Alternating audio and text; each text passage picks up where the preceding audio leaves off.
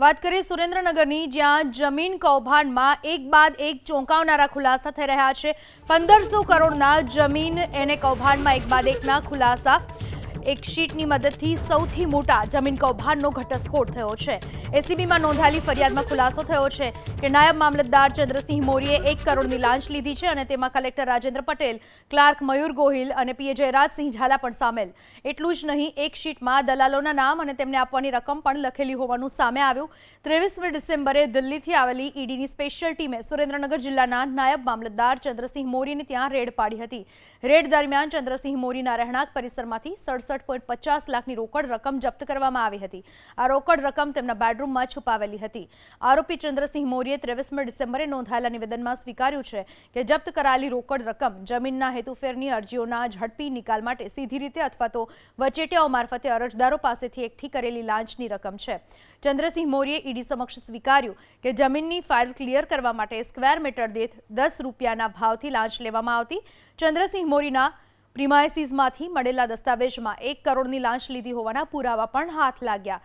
આ ઉપરાંત ચંદ્રસિંહ મોરીએ સ્વીકાર્યું કે જિલ્લા કલેક્ટર રાજેન્દ્ર પટેલ, ક્લાર્ક મયુર ગોહિલ, કલેક્ટરના પીએ જયરાજસિંહ ઝાલા પણ આ કૌભાંડમાં સામેલ છે અને લાંચના ભાગીદાર છે। ઈડીને સર્ચ દરમિયાન એક પ્રિન્ટેડ શીટ મળી આવી, જેમાં ઓનલાઈન અરજીનો નંબર, જમીનની વિગતો, સર્વે નંબર, કયા પ્રકારની અરજી છે તે સહિતની વિગતો હતી। આ ઉપરાંત કયા અરજદાર પાસે કેટલી લાંચ લેવામાં આવી તેની પણ વિગતો હતી। આ શીટમાં વચેટિયાઓ, કમિશન એજન્ટના પણ નામ હતા। કૌભાંડ હેતુફેર અંતર્ગત થયેલી અરજીઓને લઈ આચરવામાં આવતું હતું। નાયબ મામલતદાર ચંદ્રસિંહ મોરી પાસે જમીનના બાબતે પાવર હતા અને આ પાવરનો તે દુરુપયોગ કરતો।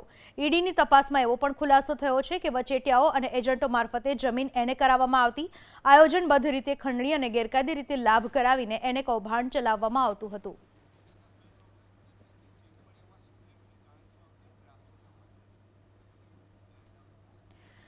તો ઈડીના સર્ચ ઓપરેશન દરમિયાન જે શીટ મળી છે એમાં શું ઉલ્લેખ છે, આવો એ પણ જાણીએ।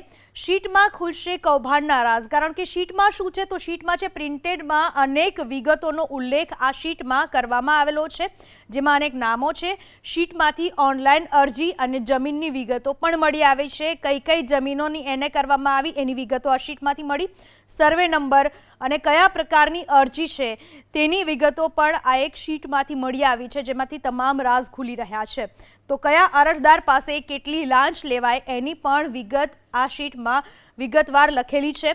શીટમાં વચેટિયાઓ અને કમિશન એજન્ટોના નામ પણ લખેલા છે, ક્યારે કઈ રીતના લાંચ લેવામાં આવી હતી, કોની પાસેથી કેટલી રકમ લેવામાં આવી હતી, આ બધી જ વસ્તુઓ આ શીટમાં છે। કુલ 26,17,320ની લાંચ લેવામાં આવી હોવાનો શીટમાં ખુલાસો છે। મતલબ કે આ શીટમાં જે લાંચનો પુરાવો જે છે એ કરતાં પણ આ આંકડો મોટો જોઈ શકે।